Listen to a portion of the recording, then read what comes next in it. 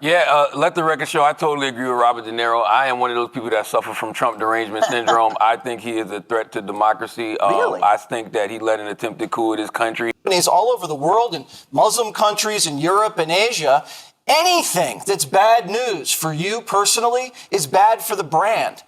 And you're a billionaire, and you have this coming out in the middle of nowhere. Forget about protecting your family. That's the obvious concern. Secondary concern is the business. You can't have some porn star extorting you. 130 grand is nothing for Donald Trump. You pay that, it's nuisance, make it go away. That's common sense.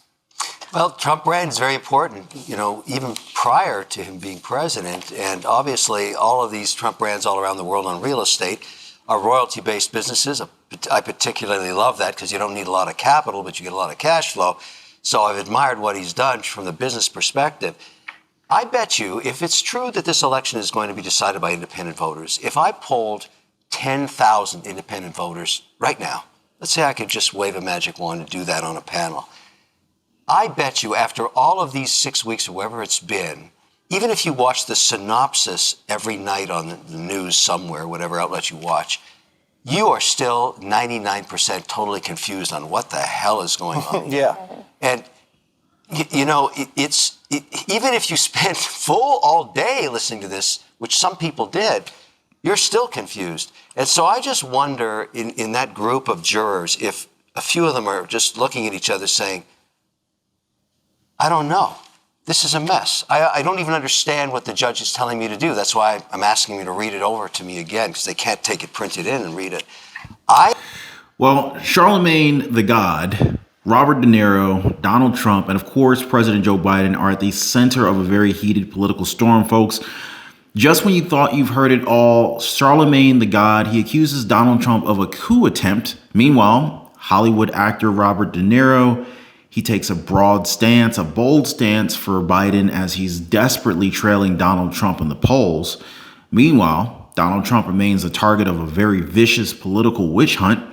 And of course, Shark Tank's Kevin O'Leary drops a major bombshell of insights.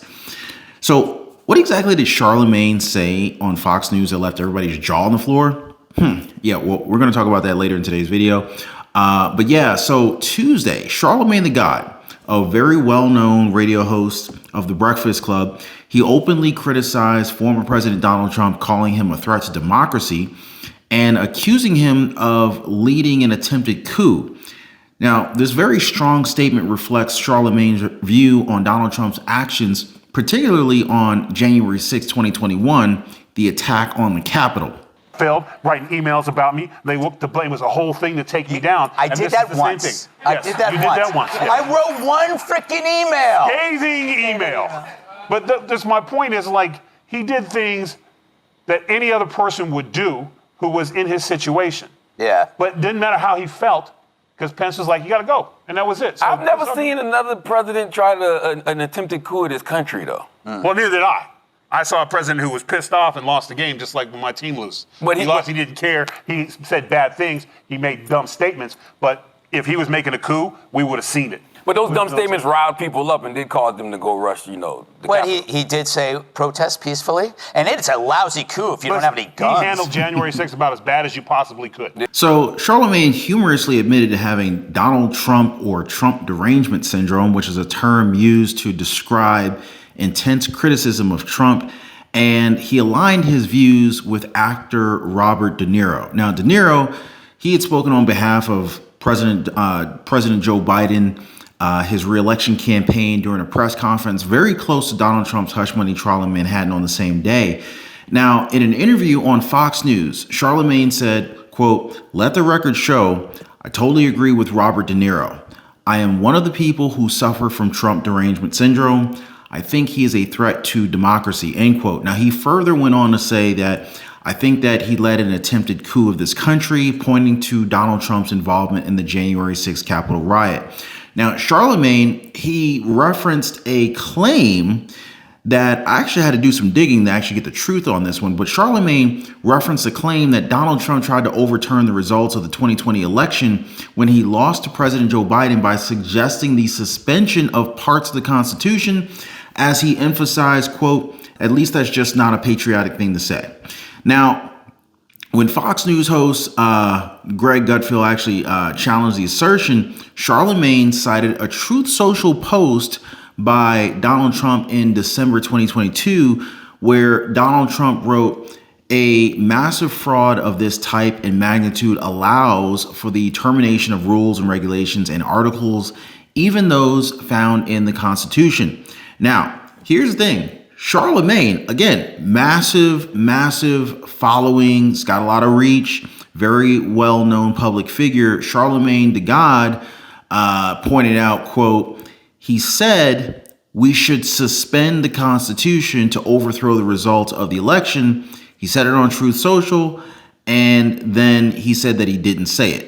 Last word. Yeah, let the record show. I totally agree with Robert De Niro. I am one of those people that suffer from Trump derangement syndrome. I think he is a threat to democracy. Really? I think that he led an attempted coup in this country. You know, he said he wanted to suspend the Constitution to overthrow the results of an election. At the least, that's just not a patriotic thing to say. I don't believe that. He absolutely said that on I will Truth look Social. that up. He did. He wanted to suspend the Constitution. He said we should suspend the Constitution to overthrow the results of an election. He said it on Truth Social, then said he didn't say it. So I read Project 25. I'm one of those guys that's like, I don't know if he will necessarily leave. I hope he does, as you said. I think even if I think this happens more with our presidents than I think, because now we can see everything, and Trump made everything so transparent because he was on TV every day and everyone was watching the camera. Yeah. I'm willing to bet, and again, I'm not justifying the bad behavior of January 6th, but I'm willing to bet every president, when he got the note that he was out, they were calling everybody like, can we fix this? Are we sure? Mm-hmm. And I think just given the fact that Biden's biggest claim to fame was he got to be Barack Obama's VP.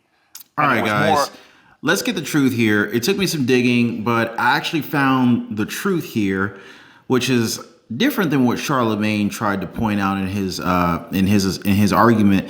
So thankfully, and I'm pretty sure this post is on Truth Social, but I wasn't about to dig through like thousands of lines of Trump posts and whatnot, because he posts frequently on there. But big shout out to Thomas H. Roberts and Associates PC.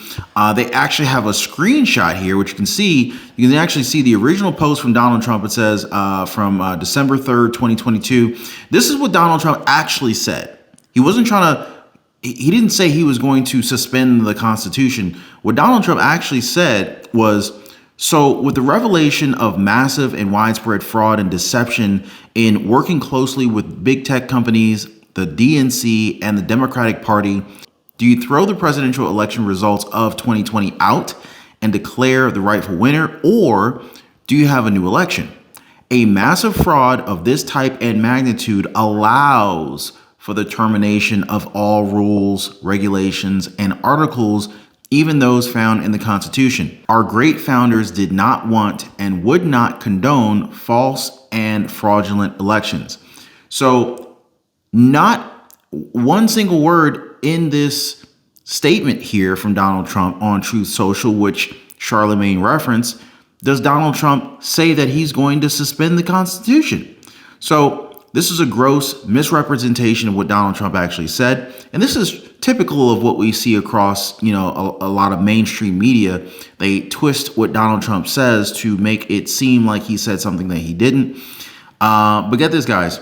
2 days later, Donald Trump reacted to mainstream media a couple years ago.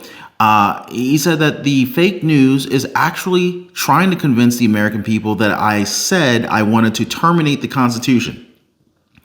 This is simply more disinformation and lies, just like Russia, and all of their hoaxes and scams.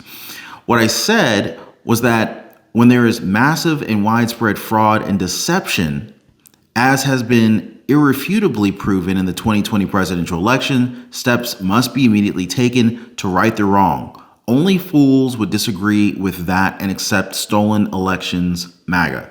So at least you got the truth here, guys. Charlamagne also shared his plans. By the way, if this is the first time you've ever seen it, or if you know of anyone who needs to see the truth, definitely share this video with them. Get the word out here, guys. There's a lot of lies being told. I just want to share the truth with you guys. And I appreciate you guys hitting the like button. Thanks so much for subscribing. But anyway, Charlamagne has also shared the upcoming election or at least his plans for the upcoming election, that he intends to vote for the candidate that he believes can preserve democracy. Even though he thinks both Trump and Biden are trash as candidates, he said. He also recalled endorsing Joe Biden in 2020, but decided not to do the same this time. In an appearance on The View last week, he explained, "If I think both candidates are trash, and I don't feel like endorsing one, would you rather me endorse an individual or endorse the fact that, hey, we need to go out there and protect democracy?" Now, he reiterated his concerns about Donald Trump, saying, if I'm sitting here telling my listeners that you have somebody out here who is a threat to democracy, you have someone out there who said that they want to suspend the Constitution to overthrow the results of an election. You saw this person try to lead an attempted coup on this country, adding that there's only two candidates out there. Now, I've already shared the truth with you guys, so you guys really know what's up. But despite his criticism, Charlamagne, he indicated that he will vote for Biden, though he has not shied away from the criticism of the current president. Now, last year, he called on Biden to withdraw from the race due to low poll numbers. Now, Donald Trump has been expressing his very strong belief that the current legal proceedings against him right now, they're a witch hunt. They're a political witch hunt, and they're an example of the judicial system being misused. Now, Donald Trump is particularly upset because he believes that key witnesses who could support this case were not called to testify. In fact, he conveyed his frustration to Dana Perino, indicating that the treatment of these witnesses, specifically his former CFO, it was extremely unfair. This former CEO, under the prosecution's control, could have provided critical evidence by stating that Donald Trump never discussed vouchers, invoices, or the drafting of checks with him. Dana Perino also pointed out a major concern that jurors might have, like why these important witnesses were not called to testify. I mean, she mentioned that both the prosecution and the defense had the opportunity to call these witnesses, but they chose not to do so. In fact, they raised questions about the strategic decisions that were made by both sides. The defense is not required to call any witnesses because the responsibility to prove the case lies with the prosecution. You know, the burden of proof lies on the prosecution. So, in other words, if the prosecution had called the former CFO, his testimony might have been unfavorable to them, which is more than likely why they avoided that. Now, Keith Schiller, Donald Trump's former security chief, he actually handled a very significant phone call related to the case. So when Keith Schiller was asked about this phone call, the response was that it was about a prank phone call from a 14-year-old, not something more serious than that. Now, Donald Trump was not acting out of political motives, but rather to protect his business interests. I mean, if somebody's running a large company globally, any kind of negative news can be very damaging to their brand. Protecting their family is a primary concern, yes, but protecting the business is very crucial, guys. I mean, paying $130,000 to some porn star to resolve an issue, it's a very trivial amount of money for Donald Trump, and of course, a very trivial amount of money for the business to keep a problem from getting worse. It's just a common sense decision to avoid any further problems. So what I'm saying is Donald Trump has been very vocal about his belief that the legal proceedings against him, they're nothing more than a political witch hunt, and they're an example of the judicial system being completely misused. I mean, Trump is particularly upset here because he believes that the key witnesses who could actually help support his case, they were not called to testify. I mean, he conveyed his frustration to Dana Perino, mentioning that the treatment of these witnesses, specifically his former CFO, was extremely unfair. This former CFO, under the prosecution's control, could have easily provided critical evidence by stating that Donald Trump never discussed vouchers, invoices, or even the drafting of checks with him. And then, of course, let's not forget about Kevin O'Leary, right? So, co-host of Shark Tank and investor Kevin O'Leary, he explained that Donald Trump's brand is extremely important, it's extremely valuable, especially in the real estate game and, real estate ventures around the world. Now, Kevin admired what Donald Trump had achieved from a business perspective, and he even suggested that the current legal mess, it could really just confuse a lot of voters. Kevin O'Leary speculated that jurors might even be overwhelmed and just completely confused by the trial, potentially leading to a hung jury, which could further prolong this whole legal drama here. So the trial itself seems to be the problem rather than any specific crime that Donald Trump is accused of. And in spite of all of this, like if you look at him, Donald Trump appears very strong and focused under pressure, especially when you compare Donald Trump versus Joe Biden, who seems a lot less energetic and effective. So this whole trial, this trial actually makes Donald Trump appear more appealing to voters who are paying attention to the proceedings. But anyway, all I ask is that you guys hit the like button, subscribe to the channel for more content like this, and I'm gonna see you guys on the next one. Take care.